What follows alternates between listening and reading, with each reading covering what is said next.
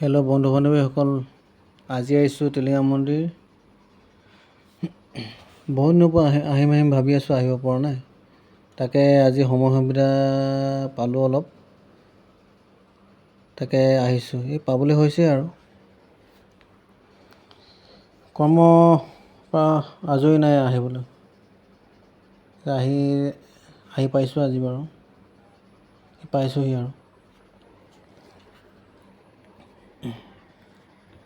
ইয়াত পোৱাৰ লগে লগে আৰু এই দোকানী যোনখিনি আছে মানুহ, ইয়াত থওক বাইদেউ ইয়ালৈ আহক মাতি অৱকাশত ইয়াত ৰখালোহি বাৰু। এইডোখৰত দোকানখনতে সোমালোঁ এইখনত। তাকে পূজাৰ কাৰণে চাকি বাতি এইখিনি লৈ লওঁ, বজাৰ কৰি লওঁ চাকি বাতি। মাক পিতাই কি কথা পাতিছে বা। পূজা পাতলৰ বস্তু চাকি বাতি লোৱা হৈ গ'ল। তাৰপিছত ভিতৰলৈ চাওকচোন, পাৰখিনি কিমান ধুনীয়া লাগিছে।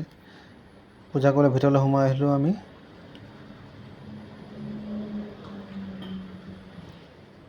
চব মানুহ লাইন পাতি আছে, মানুহ হৈছে খালি অলপ আজি।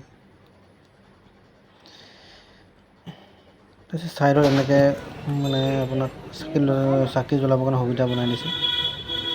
এনে আমি চাকি বাতি মানুহজনী চাকি দিবলৈ নাই জনা, শিকাই মেলি দিছোঁ। নাই জনা মানে নহয়, পাত খেলা সৰু যে দীঘলীয়াকৈ দি দিছিল।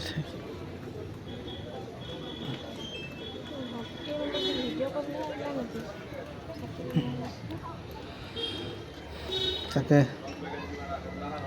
ইয়ালৈ আহিলে বহুত মনটো শুদ্ধ যেন লাগে। বহুত মানে টেনশ্যনৰ পৰা চাকি বাতি জ্বলাই অৱশেষত আমি সেৱা চেৱা লৈছোঁ আৰু ভগৱানৰ ওচৰত। তাৰ দিনবোৰ ভালে কুশলে যাওক, তাৰ কামনা। ভগৱানে যাতে সুখে সন্তোষে ভালদৰে আগবঢ়াই নিব পাৰে, তাৰ কামনা কৰিলোঁ।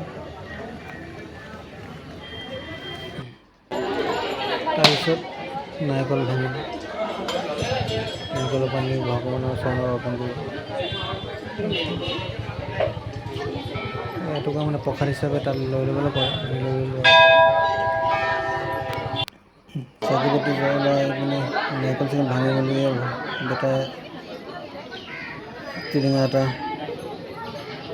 ভাবি থৈছিলে নেকি, আকৌ আহিছে টিলিঙাটো বেটাই বান্ধি মেলি আমাৰ অৱশেষত হ'ব দে ইয়াতে ভিতৰতে সোমাব।